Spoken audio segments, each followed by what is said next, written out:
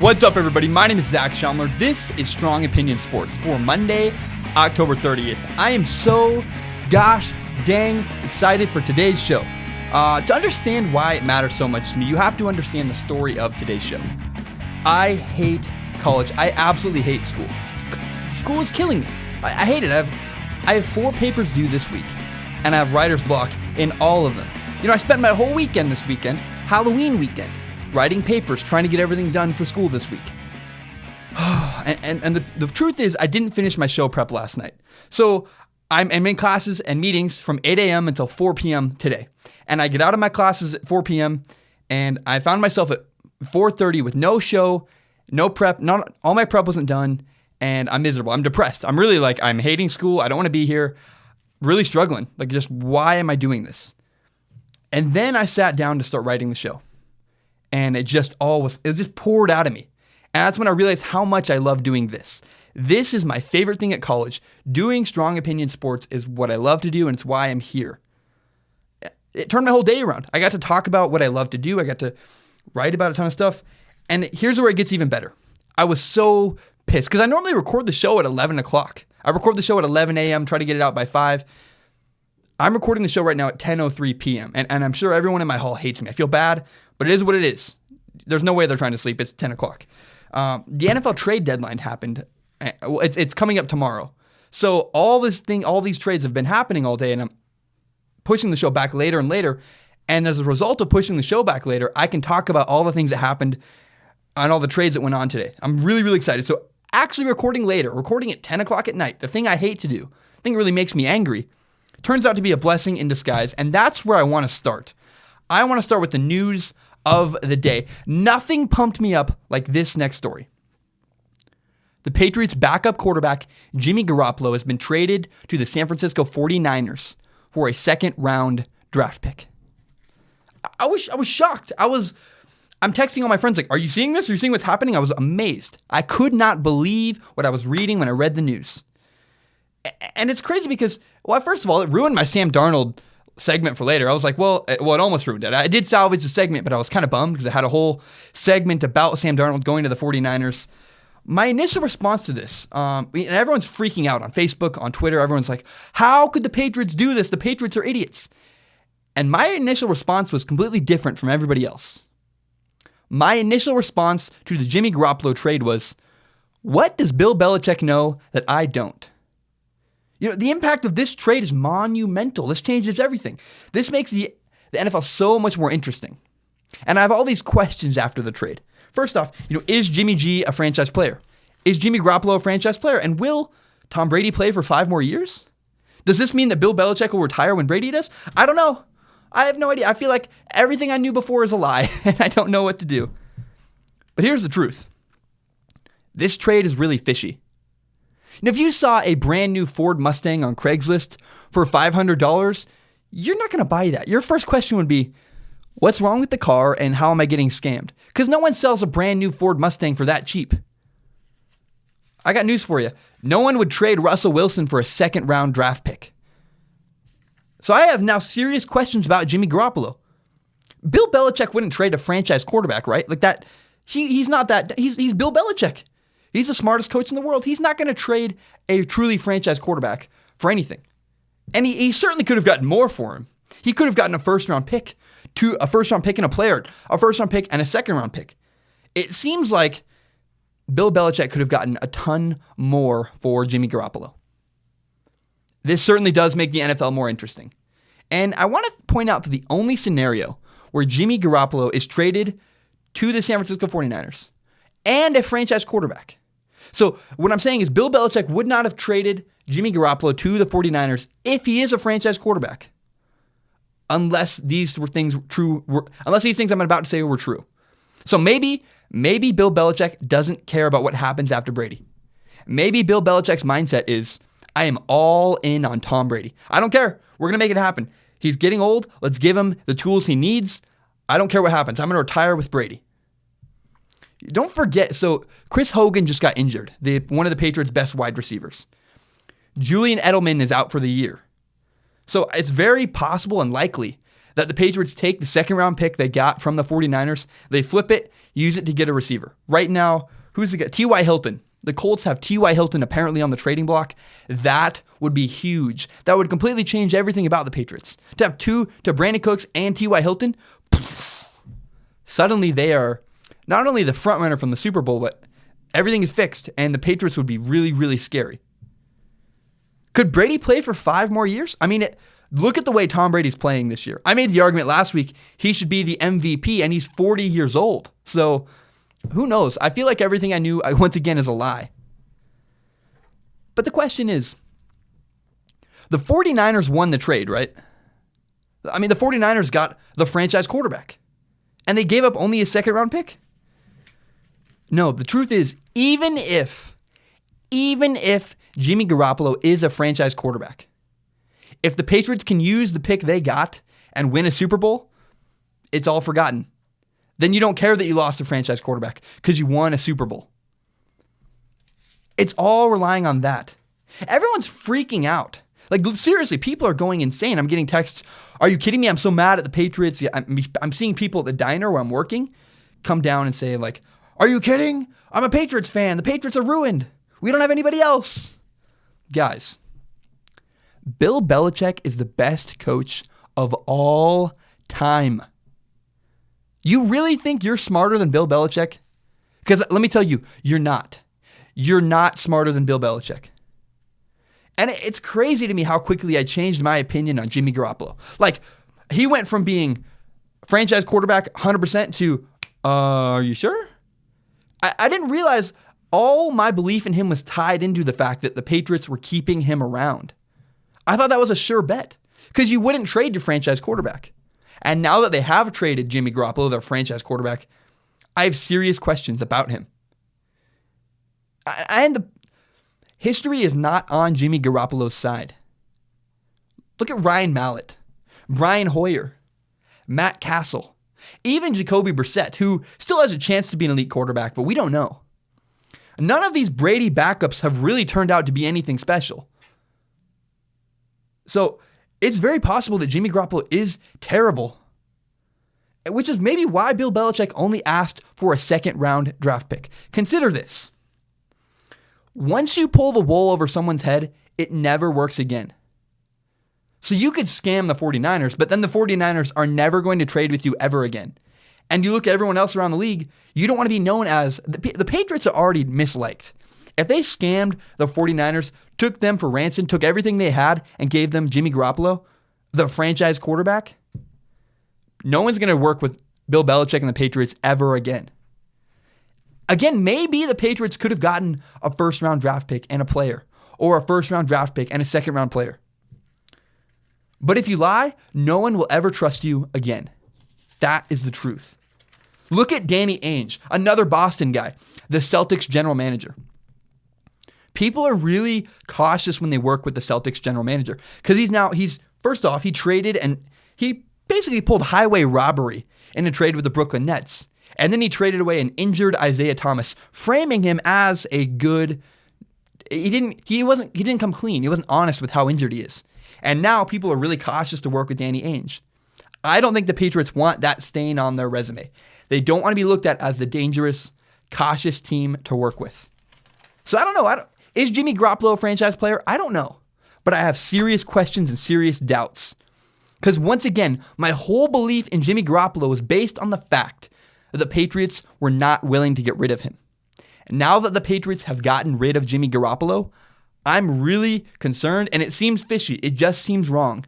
You don't trade your Corvette, or you don't sell your Ford Mustang, your brand new Ford Mustang for $500. You don't get a bargain bin Ford Mustang. It doesn't work that way. You don't get a bargain bin franchise quarterback, and that's what it seems like just happened. So I'd be very cautious. Let's wait and see what happens before we freak out and get all upset that Bill Belichick is an idiot and he doesn't know what he's doing. Another trade that I was really excited about was this. My hometown team, my favorite team, the Seattle Seahawks, traded corner Jeremy Lane. So here's what the Seahawks did. The Seahawks traded one of their corners, Jeremy Lane, a 2019 second-round draft pick, and a 2018 fifth-round draft pick. And in return, the Texans gave the Seahawks their left tackle, Dwayne Brown, a former All-Pro, Pro Bowl left tackle. Now, Dwayne Brown was the reason I asked. My first question was, why would the Texans do this? That's because Dwayne Brown held out of the Texans until last weekend. Dwayne Brown was holding out against the Texans because of a contract dispute. Here is why this is such a great move for the Seahawks. I made a list. It's later. A segment later is 5 teams that could win the Super Bowl. And even before this trade, I had the Seahawks on that list. I said the Seahawks are playing good enough they could win a Super Bowl. Now, after their offensive line is already making progress, they've already turned a corner. Now add a Pro Bowl left tackle to the Seahawks, it's really scary. Because Russell Wilson is far and away one of the best quarterbacks in the NFL. People do not appreciate Russell Wilson. I made the argument that Tom Brady should be the MVP because nobody could do what Tom Brady had done with the Patriots, getting them to their record. You could say the same thing about the Seahawks. Russell Wilson has had no offensive line this year. Bad to average wide receivers. Jimmy Graham not performing, dropping a lot of passes. He's got a great defense, but to win like he did, remember when they beat the 49ers? Russell Wilson had a play where he's getting tackled and he escaped, threw a touchdown, and single-handedly won the game for the Seahawks. I mean, it's a team game. You need the defense. But my point is, Russell Wilson is one of a kind, and we need to start appreciating him. He's a Hall of Famer. I'm guaranteed Russell Wilson is a Hall of Fame quarterback. He is the real deal. And now, I said this earlier in the year. I said that my prediction preseason was the Seahawks and the Patriots will play in the Super Bowl. And now that looks entirely possible. I'm really excited to see what the Seahawks can do the rest of this season.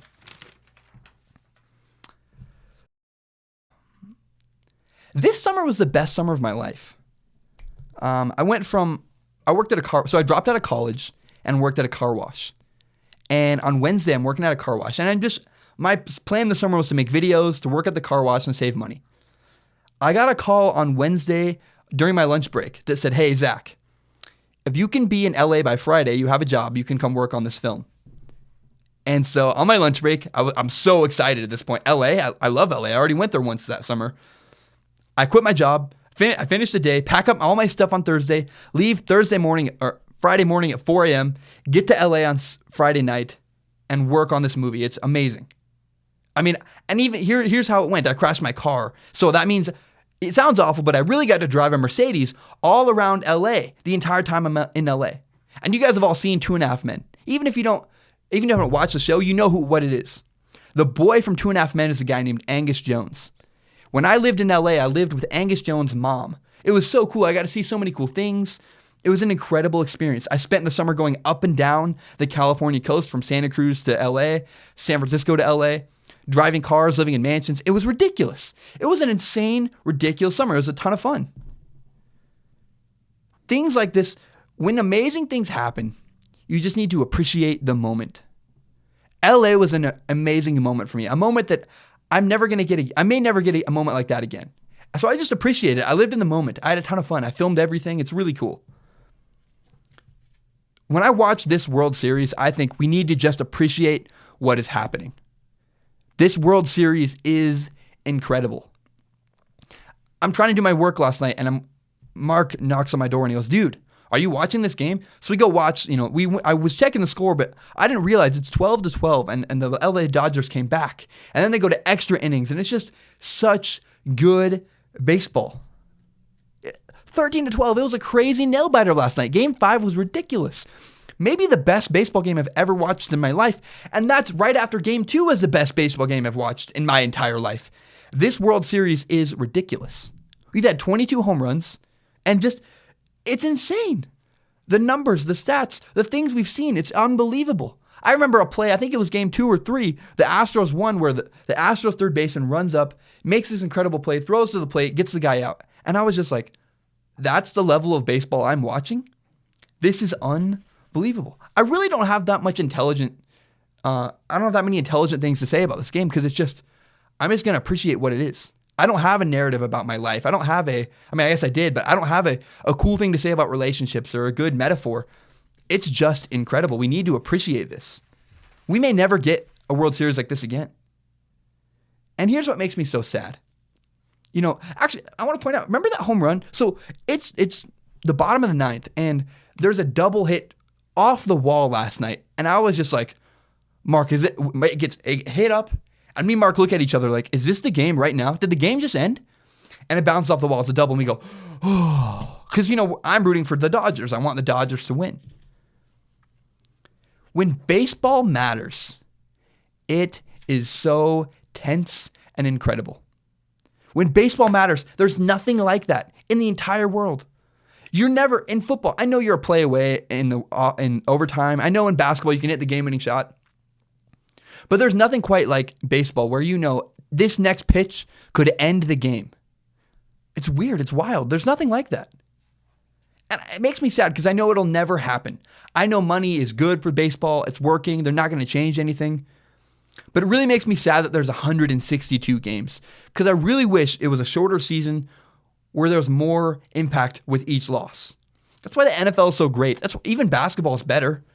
I'll be honest, I don't watch basketball even until the playoffs. But if you shorten baseball season, oh my goodness, it would just be incredible. I really only followed the Dodgers this year. I watched them on Instagram and some of their stuff. And I just don't care about baseball until October. Kind of like March Madness. I don't care about college basketball until March. When the tournament starts, bam, it's interesting, it matters. Baseball is so good when it matters. But regardless of the changes of the regular season or not, this World Series has been incredible. I'm flabbergasted. I don't know what to say. Great storylines. The Dodgers are back for the first time in, I think, 100 years or something. The Astros are the joke of the MLB is back. There's so many good storylines. It's such a good World Series. We need to just appreciate the moment. I'm going to take a short break. Coming up next, there are 5 teams I think that could win the Super Bowl, that have a chance to win the Super Bowl. There are also 3 college football teams that could win the national championship. I'm going to tell you what those are. And then what do Washington State, Ohio State University football, and Deshaun Kaiser all have in common? My name is Zach Schaumler. This is Strong Opinion Sports. Subscribe to Strong Opinion Sports on iTunes, on SoundCloud, the show's on YouTube, and tell your friends about this show. I want to grow the audience. I think I make a really good product. Tell your friends about this show. I hate college. I want to be done with college. If you subscribe, if you tell your friends to subscribe, I can monetize it and be done with college. So please, hey, watch the dang show and tell your friends about it. It's not true. I'm probably going to finish college regardless. My name is Zach Schaumler. I'll be right back. Growing up, I was the varsity quarterback at the biggest high school in my town. And I hung out. My best friend was the homecoming queen. But I promise you, regardless of what you may think of me, I am the biggest nerd that you know. It's remarkable. I'm the guy that brings a notebook and paper to a movie because I want to take notes while I watch movies in theaters. Because I'm weird. I'm a nerd. I love making lists. I made a great list today. I'm really proud of it. I believe in it. These are the 5 teams I think could win the Super Bowl, that have a chance. Not the teams that will make the playoff, but these are the legitimate teams that could actually win the Super Bowl. Here's how the NFL works. Quarterback is the most important thing in the NFL. The better your quarterback is, the less good your roster needs to be. A better quarterback can elevate a bad roster. That's why Aaron Rodgers had a chance. Because no matter what team Aaron Rodgers plays with, he is the best quarterback in the NFL. He's the best quarterback probably ever to play this game. You put a college roster with him and he might have a chance because he's that incredible. These are the 5 teams that could win the Super Bowl. The Seahawks, the Texans, the Patriots, the Cowboys, and the Eagles. Notice 3 of them are the NFC. The NFC is amazing. Here's why the Seahawks could win the Super Bowl. First off, the Seahawks have a great coach. Pete Carroll is fantastic. I think he's the 3rd best coach in the NFL. Russell Wilson is absolutely incredible.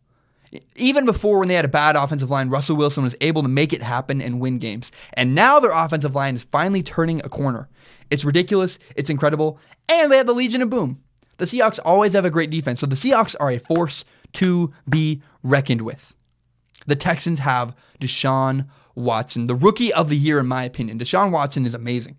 They have the 2nd best roster in the entire NFL. And they have a respectable coach. Bill O'Brien is not one of the top coaches in the NFL, but he's a respectable coach. He made a bad decision, I think, at the end of the Seahawks game, but he's not worthless. He can win you some games. He's a good coach. And again, the second best roster. And what a rookie quarterback. He's the best rookie quarterback statistically in the history of the league, and he didn't even start week 1. It's ridiculous. The Patriots could win the Super Bowl for 3 reasons. They have a great owner, Robert Kraft. They have the best coach of all time and the best quarterback of all time. Honestly, Robert Kraft is probably the best owner of all time as well. It's him or Jerry Jones. I pick Robert Kraft. I like him. I like his style. The roster's not great for the Patriots. They have defensive issues. They have average receivers, but they have Tom Brady. When you have Tom Brady, your roster can be subpar because Tom Brady is one of those guys that elevates everyone else around him. Now, the Cowboys are a different story. Dak Prescott is not the kind of quarterback that can really elevate a bad roster. But the Cowboys have a fantastic roster. Their offensive and defensive lines are ridiculous. It's the Eagles and the Cowboys have the 2 best balanced offensive and defensive lines, where both units are really good. The offensive line is winning games for the Cowboys. I know we talk about Ezekiel Elliott and we talk about Dak Prescott, but the real narrative is the Cowboys' offensive line just doing incredible things. They are ridiculous. Now, the Eagles are my Super Bowl favorite. This is a team I believe in more than any other team in the NFL. They're great on both sides of the ball. Their offensive line is amazing. Their defensive line is amazing, like elite level. It's ridiculous. And that's hard to do in this area of the salary cap, where you have to spend a lot of money to get good players on both sides of the ball. You really have to pick one. The Seahawks picked defense. The Patriots have picked offense. You know what I mean? It's rare to have a team that is that good on both sides of the ball. And another thing that really helps the Eagles is Carson Wentz is an elite quarterback. He's the best young quarterback in the league, and he really does elevate everybody around him. Carson Wentz is amazing, and the Eagles are my favorite to win the Super Bowl this year. I bet that feels really good, doesn't it, to hear, Mike? I left out 3 notable teams. First off, the Steelers are not going to win the Super Bowl. They have too much turmoil going on in their locker room. They need a new coach. They need to fix their locker room issues. The Steelers are out. And the Rams aren't going to win a Super Bowl either. Jared Goff is not good enough to elevate their roster. Jared Goff is being helped by a really good, amazing coach in Sean McVay. And Jared Goff is going to win games. He may beat the Seahawks and win the division, but the Seahawks could win a Super Bowl because of their quarterback. Jared Goff will wilt at the end of the year, and I don't believe in him. Now, here's a team, I feel bad about this. I like picking a side. I didn't pick a side with the Kansas City Chiefs, which is weird. It feels wrong. I so badly want to trust the Kansas City Chiefs. I'm a fan of Alex Smith. I like Alex Smith. He's playing the best in his career. And I really believe the coach for the Chiefs, Andy Reid, is the second best coach in the NFL. It's Bill Belichick, Andy Reid, and then Pete Carroll. I'd take Andy Reid before Pete Carroll. But I got this gut feeling. I just don't trust the Chiefs. I wish I did. I want to. But when you know. I picked this camera because, you've heard me last episode, I picked this camera because I knew right away it was the one I wanted. I don't look at the Chiefs and go, they're going to win the Super Bowl. I don't feel it. I have this gut feeling I'm uneasy about. I don't trust them. So I wish I did. I don't trust the Chiefs. Again, here are the 5 teams that could win the Super Bowl.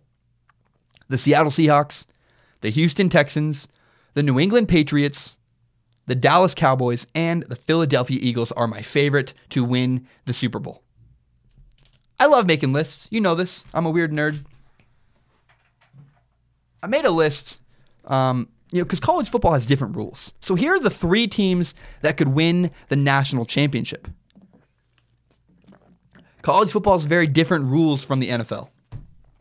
In the NFL, a quarterback is the most important thing you need to win games. You cannot win without a quarterback in the NFL. That is not the case in college football. Here's how college football works. Your coach is the most important part of your football team, because your coach can recruit top athletes. And then teams like Alabama, who don't have a great quarterback, can win games because their athletes are so much better and so much farther ahead than everybody else. In college football, coaches win you games with recruiting. Coaches recruit great players who dominate physically and win national championships. I'm not saying quarterbacks don't win games, but quarterbacks don't win national championships in college. Sam Darnold is probably the best quarterback in college. He has no chance to win a national championship. His roster simply isn't good enough. It's a different game. It's a very different game. A team with average quarterback play and a great roster can win games, similar to Alabama. There are 3 teams that have the athletic talent to win the national championship. These teams, I look at them, you already know the guy in 6th grade. I went to school with a guy in 6th grade who was 6'5", and you're like, what? You're a 6th grader? And you just look at that 6th grader, when he plays sports, he's different. You look at him and you're like, that's a different dude. That is what these 3 teams look like. Alabama, Clemson, and Ohio State. These 3 teams are just physically different than everybody else. Now, but the one team that will win, in my opinion, I believe Ohio State will win the national championship. Even though Alabama has a great roster, even though Clemson's ridiculously talented, and Ohio State is ridiculously talented, but let's put it on paper. Here's why. In a list, why Ohio State will win the national championship. And it's funny because everybody bailed on them when they lost to Oklahoma. I did not. All 3 teams have elite coaches. Ohio State is an elite coach. Clemson has an elite coach. So does Alabama. And all 3 teams have elite rosters. Amazing top-level athletes. NFL guys. All 3 teams have NFL guys on their roster. So then it comes down to quarterback. Because once you account for the coach, once you account for the roster, it comes down to quarterback. Ohio State has the best quarterback of those 3 teams, giving Ohio State the best chance to win the national championship. Big-time players deliver in big moments. John Wall's not a big-time player because John Wall does not deliver when it matters the most. Tom Brady delivers. J.T. Barrett is the real deal. I'll be honest, I was really nervous watching. I predicted Ohio State to win and beat Penn State. And watching that game, I was really nervous because it looked like Ohio State was in trouble. But J.T. Barrett delivered. J.T. Barrett is the real deal because big-time players deliver in big-time moments, and J.T. Barrett did deliver. Here are what J.T. Barrett's stats were in the 4th quarter against Penn State. He was 13 for 13 passing with 170 yards and 3 touchdowns. J.T. Barrett is the best quarterback of all the teams that have a chance to win the national championship. Here's what I love about J.T. Barrett. The story of this season for J.T. Barrett has been resilience.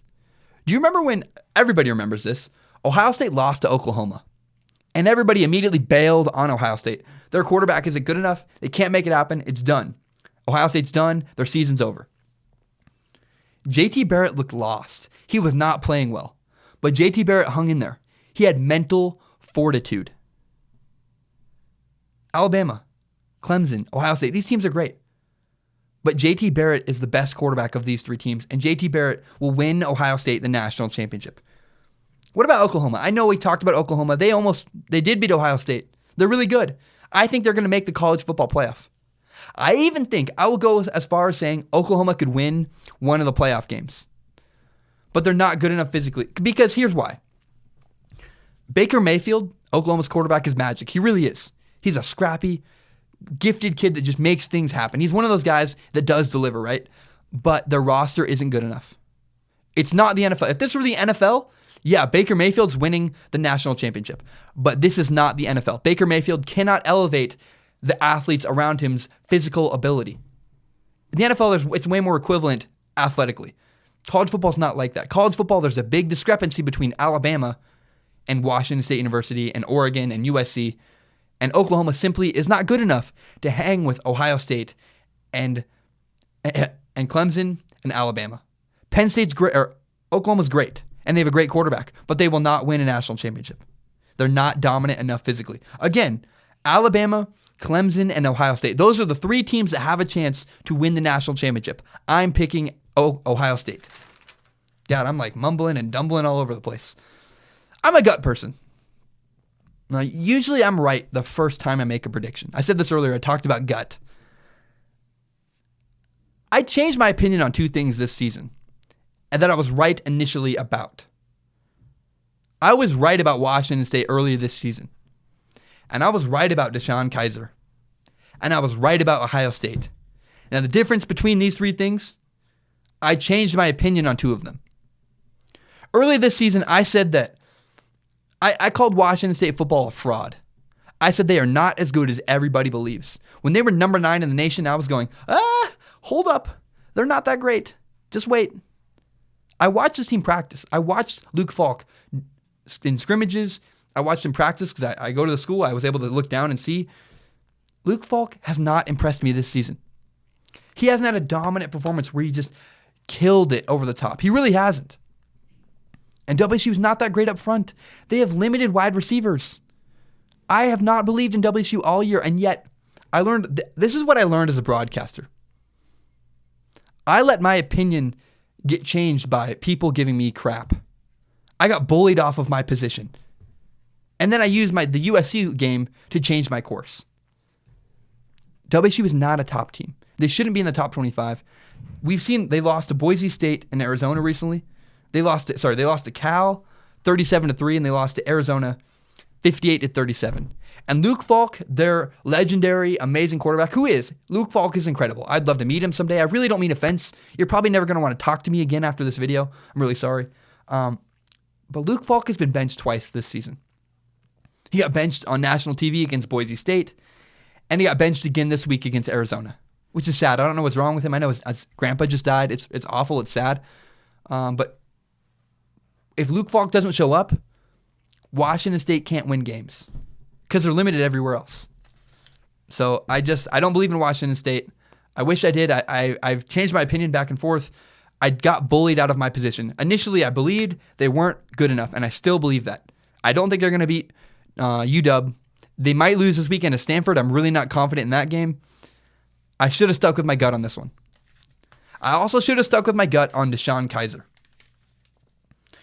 Here early around the NFL draft, I made a video about Deshaun Kaiser. I talked about some of his flaws and some of his issues. Here's what I said about Deshaun Kaiser at the draft. Deshaun Kaiser is really frustrating to watch on tape. Because one play, he'll make this brilliant throw that's crazy and impossible and no one else can make. But then the next play, he'll throw a bubble screen in the dirt, or he'll miss an easy 5-yard out. The guy was in shorts and a t-shirt at the NFL Combine, and he still struggled to hit his throws. That's alarming. You're going to waste a pick on a guy who's been nothing but inconsistent. And my question is, will Deshaun Kaiser be willing to spend 14 hours a day on the grindstone? Deshaun Kaiser is playing just like he did in college. He's immature, and he's inconsistent. He's making all the same mistakes he made in college. He hasn't evolved. He hasn't grown. That's what's amazing about Deshaun Watson. Deshaun Watson is playing better than he did in college. Here's an issue. I call Deshaun Kaiser immature. On Friday night, before the game against the Titans, Deshaun Kaiser was in a bar at 1 a.m. Not in bed, not studying the playbook. Deshaun Kaiser was out at a bar on a Friday night before a football game as an NFL quarterback. You can't do that, dude. Did you not learn from Johnny Manziel? Immaturity is killing this kid. And he lost to the Titans. Deshaun Kaiser threw 2 interceptions against the Titans. And I'll admit it, I got fooled. I actually believe, I didn't ever believe in WSU as much as I said. I believed in Deshaun Kaiser. I got fooled in the preseason. He said all the right things. Deshaun Kaiser played great in the preseason against bad teams, against mostly guys that didn't even make the NFL roster. I'm never going to get fooled again by a guy playing in the preseason. We learned this year. Deshaun Kaiser looked like a champ in the preseason, and he has stunk it up in the NFL, in the real NFL games. Preseason's worthless. You can't judge a quarterback based on preseason. All you can do is see their attitude and effort. You can't judge their reading a defense. You can't judge their ability. All you can judge in the preseason is a quarterback's attitude and effort. And, maybe I just really wanted the Browns to turn it around. I feel so bad for the Browns. They've been the worst roster for years and years and years, and the Browns can never figure it out. I wanted them to have a franchise quarterback, but sadly they do not. Deshaun Kaiser is not good enough, and he's not an NFL quarterback. And I should have stuck with my gut. I did. I have stuck with the one thing I never wavered on. I wish I'd stuck with my gut for WSU. I wish I'd stuck with my gut about Deshaun Kaiser. I have never wavered about Ohio State. When Ohio State lost to Oklahoma, I said they will come back, they'll be okay, they will win out and win the national championship. It looks pretty good on that prediction right now. They just beat Penn State. It was a close game. They played really bad against Penn State, I think. But it's still possible. Ohio State can come back and win the national championship. I should have stuck with my gut. I'm going to take another short break. When I return, there's a war brewing in baseball. A war that no one's talking about. People are talking about it a little bit, but it's really concerning to me, and I want to address it. And there's a life lesson we can learn from Sam Darnold's college football season. Sam Darnold doesn't know it, but he's teaching us a lot about life. My name is Zach Schaumler. This is Strong Opinion Sports. Subscribe to Strong Opinion Sports on iTunes, on SoundCloud, and on YouTube. And tell your friends about this show. I want to grow the show. I want to build it monetarily. I'd love to do this for my job someday. Tell your friends about Strong Opinion Sports. My name is Zach Schaumler. I'll be right back. I'll be honest, I'm a little bit uncomfortable with what just happened. I don't want to beg you guys to tell your friends about the show. I'll earn your trust. I will keep doing this show every day, Monday, Wednesday, Friday. I'll give you a good product, and I will earn your respect, and I will make this show so good, you have to tell your friends about it. How about that? Is that a good deal? Let's do that. I like that better. I used to work with a guy he's a small, dorky guy. He had one of those high-pitched, nasally voices, those voices that you just really hate. But he was a good worker. I really respected his work ethic. Did that work, by the way? I tried that. I don't know if that worked. Screw it. He had this really annoying nasally voice. He's one of those guys that I respected his work ethic. But I'd been there for a year before he did. I got there. We hired him on. I'd been there for a year at this job. And he showed up the first day and tried to tell me what to do. And I was like, dude, what are you doing? I know this job in and out. I've been here for a year now, all year. And I really hated this guy. He was a smart ass. He was a pain in the butt. I hated working with him because he always thought he knew better than you. Even when he was wrong, he would find some hole, some loophole, and make it seem like he was better than you and knew better. And it wasn't even his fault. It was just the way he delivered words. He just talked down to people. Nice guy. He meant well. Really didn't like working with him. This guy was a smartass. There's a war brewing in Major League Baseball. It's analytics versus the old guard. The guys that know baseball, that understand how baseball is supposed to work. Anytime a manager makes a mistake in baseball, an analytics guy will undermine him and point out, oh, well, analytics say you should have done this. And it drives me nuts. It reminds me of that kid I worked with. When something would go wrong, like we'd run out of popcorn because our manager wouldn't order popcorn. And this new kid would come up and he'd be like, oh, did I give it away? Whoops. We would run out of a product. And he would come up and be like, well, you shouldn't have ran out of popcorn. It's like, I can't control that. I know you think I control how much popcorn we have in stock in this place. We don't. I don't control that. That's just part of working here. Does that make sense? I really hated working in the movie theater. It was a pain in the butt. But he thought he knew better than me all the time, and he really did not. I'll be honest, I'm not much of a numbers guy. It's a problem I have with my show. It's a problem I'm trying to fix. I'm making an effort to include more stats and to talk about numbers a little more. Analytics have their place. Analytics are very important. But there's also something to be said for people that break analytics. It's just analytics versus the old guard.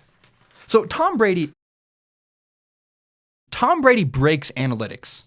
Because analytics say that Tom Brady at 40 years old should not be able to play at a high level in the NFL. And yet guess what Tom Brady does? He plays at a high level in the NFL. LeBron shouldn't be dominant. I think he's 14 years into his career. Michael Jordan was done. Michael Jordan couldn't play at the high level anymore this far into his NBA career. Yet LeBron James is still the best in the world. Analytics don't explain that. He breaks analytics. Last night, the Dodgers took Clayton Kershaw out of the game in the 5th inning. And I mean, I know it was going rough. People say that Kershaw blew it. I really don't believe that. I really wish they'd left Kershaw in. And here's how you would have justified it. I would have been so okay if they left Kershaw in, and if Kershaw had blown the entire game and they lost. If they just said, look, Clayton Kershaw is the best pitcher in all of baseball. Best pitcher in years. Analytics may say one thing, but Clayton Kershaw is one of those guys that breaks analytics. I think he went 10 games without a home run in a row. He just does incredible, ridiculous things. He's like superhuman. He's the best guy in the world at his craft. Clayton Kershaw is fantastic. So even though traditionalists have this A lot of traditionalist baseball fans I'm seeing on Twitter are saying, leave Kershaw in. He's doing good. Let him have a comeback. And analytics people are saying, you got to take him out, obviously. I would have been okay if they left him in. And even if he'd blown the game, if they just said, look, Kershaw is incredible. He's one of those LeBron James, Tom Brady type of guys that you just can't rely on analytics. I think both have their place. I think there's something to be said for analytics. They're important. They do often get it right. But then there's Tom Brady who just does not follow the rules. So you got to leave. Both need to exist in the same space. And they need to cohesively work together. Analytics and the old guard traditionalist baseball fan. I don't know how it works out, but they need to coexist somehow. Right now it's not working because you have managers who are getting undermined by people saying, you should have done this. And my whole time watching sports, no one listens to the Twitter guy who's like, the coach should have done this. It's like, you don't understand football. But now we're listening to these guys because the numbers are usually right. But it's like, you don't understand baseball. So both need to have a voice. Both the analytics guy and the traditional baseball guy need to have their opinion and their say and need to work together somehow. Is that a war of baseball? I hate college. I absolutely hate college. I want to be done. I want to leave college. I have dreams. I really want to open my own company. I want to have my own podcast making money. I'd love to be a national broadcaster. I have lofty goals. I'm well aware that I might be totally silly, but I'm going for it. I'm really trying. And I hate college because my history class does not help me. I don't know why I'm doing what I'm doing. My favorite broadcaster, Colin Cowherd, left college early. He left college, I think his senior year, took a job in Vegas calling baseball games and used that to springboard himself up into better jobs and better jobs. I've had to think about this a lot. Would I leave college if I got the opportunity? Well, I'd have to leave for the right opportunity because I'm not going to leave Washington State University, a place I love, a school I'm enjoying. Even though I hate school, I'm enjoying college. I like making my podcast in my room. I like telling stories. I make all kinds of videos. I do a lot of cool stuff. I love my friends up here. I would not leave WSU for a job setting up lights in LA. In fact, I've already had that job once. It was fine, but that's not my dream. I would leave LA. I would leave WSU if I got a job broadcasting on television or doing radio somewhere. I would leave for that. But it would have to be the right decision. It'd have to be a company I liked, bosses I believed in, a good situation I felt good about. Everybody's speculating whether Sam Darnold will leave USC at the end of the season or not. And I really think we should just leave Sam Darnold alone. Like, guys, he doesn't have any idea right now. He's in the middle of his football season. Let the guy finish his football season. Then I want to hear the articles. What is Sam Darnold thinking? But I'll say this. I will not talk about Sam Darnold possibly leaving or not. But if this were me, if I was Sam Darnold and I was trying to weigh my options about the NFL, well, here's what my argument was before Jimmy Garoppolo was traded. I said, look, if Cleveland gets the first pick, no way. And if the 49ers get the first pick, I'm all in. Because I would want to work with John Lynch and Kyle Shanahan. I like the 49ers organization. I don't care who the coach is in Cleveland, unless it's Pete Carroll or maybe Nick Saban. I don't know. I don't know what it would take for me to go to Cleveland. I would never go to Cleveland. Cleveland is a dumpster fire. They've been there for years. I'm sorry. But if I'm Sam Darnold and Cleveland had the number 1 overall pick, I would not leave college for that situation. That's like leaving college for a bad job with a bad manager setting up lights when your dream is to be on camera. Does that make sense? Do not take a bad job don't leave college for a bad job that you don't really want. If the Broncos traded up, Sam Darnold, leave college. Go to the Broncos. That's an amazing organization. And Sam might have actually gone to San Francisco. But Sam Darnold should not leave college early. Sorry. I would not leave college early if I was Sam Darnold. And my option was the Browns. I would not want to play for the Browns. That's a franchise I would stay far away from. That's a bad job with a bad manager and a bad gig. I want to talk about Deshaun Watson. Deshaun Watson is absolutely incredible. This guy every week is blowing me more and more away. He's incredible. He gets better and better every week. It's unbelievable. Before the draft, I made a video about Deshaun Watson, and I said this. If I had to pick one guy, if I had to bet my future on one of these guys, it would be Deshaun Watson. What I love the most about Deshaun Watson, the guy has character and poise. He plays his best football when it matters the most. When the bright lights come on and the pressure's at its highest, he has poise. He's calm and cool. Consistency is one of the most important things to me in life. With my coffee, with my friends, and with the quarterbacks I look at. And I'm going to pick the guy, Deshaun Watson, who's consistently been his best in big games. And that is why he's the best quarterback in this year's draft. Coming out of college, I was really worried about Deshaun Watson's accuracy and his footwork. I did not think he had a good enough arm to belong in the NFL. I knew he had poise. I had seen Deshaun Watson elevate himself in amazing situations. The national championship, he was unfazed, and we've seen that this year. We've seen Deshaun Watson go into Seattle and not even get fazed by it. But QBs, because quarterbacks normally go to Seattle and struggle. But here's what's so incredible about Deshaun Watson.